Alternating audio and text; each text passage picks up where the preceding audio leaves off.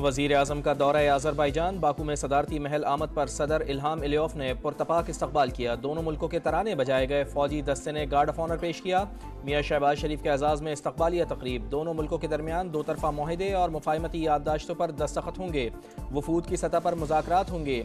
मियाँ शहबाज शरीफ का business forum से खिताब भी शेड्यूल।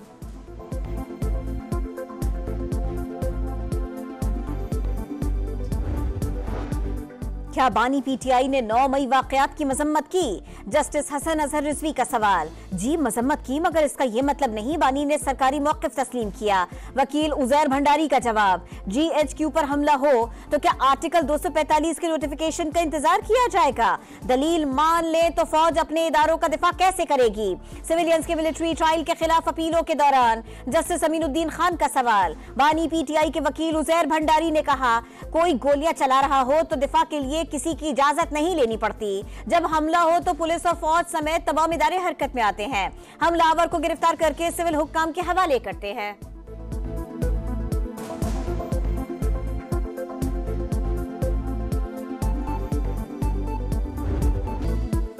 कौमी टीम ने फिर कौम का दिल तोड़ दिया। चैंपियंस ट्रॉफी में भारत के हाथों यकतरफा और शर्मनाक शिकस्त। शर्मा 11 ने 242 रन का हदफ 43वें ओवर में हंसते खेलते हासिल कर लिया। विराट कोहली ने विनिंग शॉट लगाकर सेंचुरी मुकम्मल की। श्रेयास अय्यर 56 और शुभमन गिल 46 रन के साथ नुमाया रहे। नाकाबिले शिकस्त सेंचुरी पर Kohli man of the match करार। शाहीनों का सेमीफाइनल में पहुंचना तकरीबन नामुमकिन।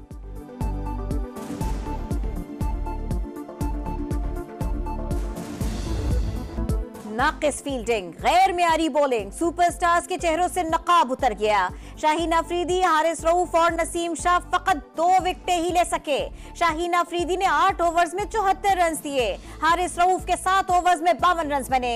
खुशदिल शाह ने शुभमन गिल का कैच गिराया। सऊद शकील ने श्रेयास अय्यर को गोल्डन चांस थमाया।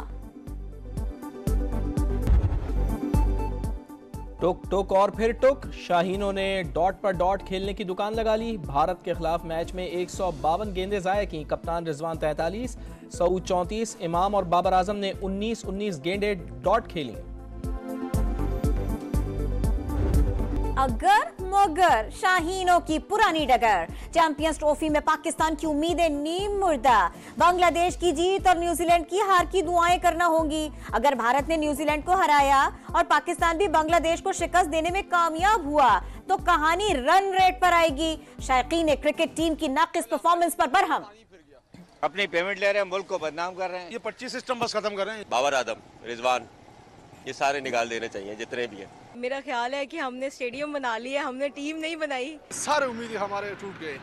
टीम सेलेक्ट किया था सेलेक्टर ने, अभी सारी टीम को खत्म करना चाहिए। पाकिस्तान की किस्मत का फैसला दूसरी टीमों पर है। हकीकत यह है कि पाकिस्तान की कहानी खत्म हो चुकी है। अल्लाह से उम्मीद है, लेकिन बतौर कप्तान ये चीज़ें पसंद नहीं। मोहम्मद रिजवान की प्रेस कॉन्फ्रेंस। बोले, न्यूजीलैंड और भारत के खिलाफ शिकस्त को तस्लीम करते हैं। दोनों मैचेस में हम बहुत बुरा खेले।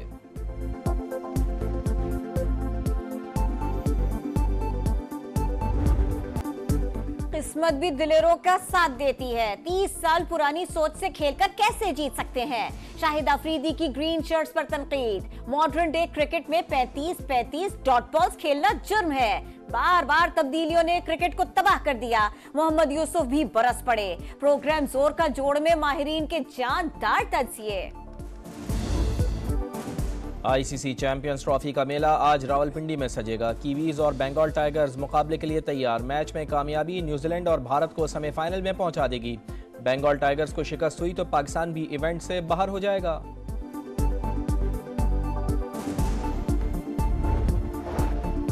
इस्लामाबाद बार का ट्रांसफर जजेस को वापस भेजने का मुतालिबा। 5 जजेस की सुप्रीम कोर्ट में दायर दरखास्त की हिमायत का ऐलान। अदालती मामलात में इंतजामिया की मदाखलत की मजम्मत। एलामिये के मुताबिक जजेस का तबादला आर्टिकल 200 की वाज़ेह खिलाफ वर्जी है। बानी PTI ने ही चीफ जस्टिस से मुलाकात का कहा था। बतौर ऑपोजिशन लीडर अपना एजेंडा उनके सामने रखा। जुडिशल इस्लाहात पर बात की। चीफ जस्टिस को बताया बानी और बुशरा बीबी के हुकूक सल्ब किए गए। ऑपोजिशन लीडर उमर अयूब कहते हैं तहरीक चलाने के लिए ऑपोजिशन जमातों से मुशावरत जारी है।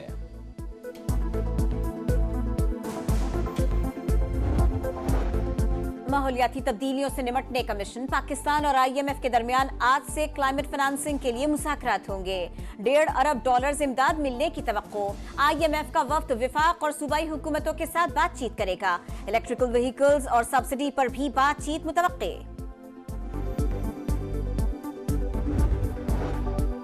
आलमी तिजारत से ज़्यादा खित्ते की तिजारत पर ध्यान देना चाहिए। सऊदी अरब में इमर्जिंग मार्केट कॉन्फ्रेंस का अच्छा रिस्पांस मिला। वज़ीर ख़जाना मोहम्मद औरंगज़ेब का पाकिस्तान बैंकिंग समिट से खिताब। कहा, करंट अकाउंट 7 माह में सरप्लस रहा, हम दुरुस्त सम्त पर जा रहे हैं।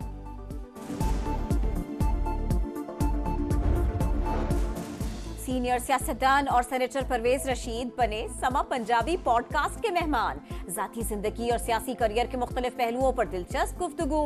मेजबान आकाशा गुल के चुपते सवालात ने पॉडकास्ट को मजीद जानदार बना दिया। परवेज रशीद का खुसूसी इंटरव्यू आप देख सकेंगे आज शाम 4 बजे सिर्फ समा डिजिटल पंजाबी पर। सिंध हाईकोर्ट ने पैका तरमीमी एक्ट के खिलाफ दरखास्तें आईनी बेंच को भेज दी। वफाकी हुकूमत ने जवाब जमा कराने के लिए मोहलत मांग ली। समाअत 11 मार्च को होगी। जस्टिस जुनेद गफ्फार ने रिमार्क्स दिए, केस बुनियादी इंसानी हुकूक के आर्टिकल 19A का ना होता तो मुस्तरद कर दिया जाता।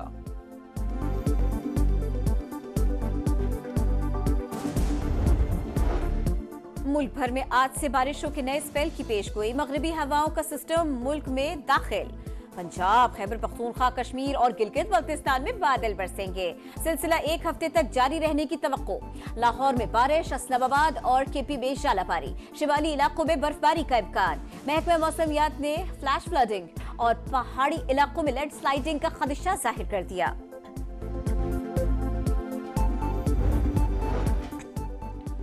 मनशियात बरामदगी केस। अदाकार साजिद हसन के बेटे साहिर मजीद 1 रोज़ा रिमांड पर पुलिस के हवाले। तफ्तीशी हुकाम के मुताबिक मुलजिम से 55 लाख रुपए की मनशियात मिली।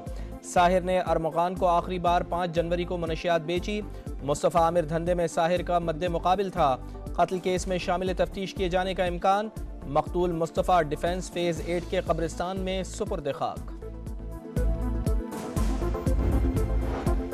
इसराइली हठधर्मी से जंगबंदी मुआहदा खतरे में। हमास का 620 कैदियों की रिहाई तक इसराइल के साथ मजीद बातचीत से इनकार। कहा, इसराइल मुआहदे की पासदारी नहीं कर रहा। इसराइली वजीर आजम नेतन्याहू की ढिठाई। गजा में दोबारा लड़ाई शुरू करने की धमकी। फौज को अलर्ट कर दिया। सरहदी इलाकों में सिक्योरिटी सख्त। अक़वाम मुत्तहिदा की सलामती कौंसिल में यूक्रेन से मुताल्लिक़ करारदाद पर वोटिंग आज होगी। अमरीका रूस मुखालिफ मगरबी ममालिक के मुकाबले में न्यूट्रल करारदाद का मुसवदा पेश करेगा। रूसी हमले के बजाय तनाज़े के अल्फाज पर जोर। अमरीकी सदर के मुशीर माइक वाट्स कहते हैं कि ट्रंप इंतज़ामिया मामले पर मौक़िफ़ का जायज़ा ले रही है।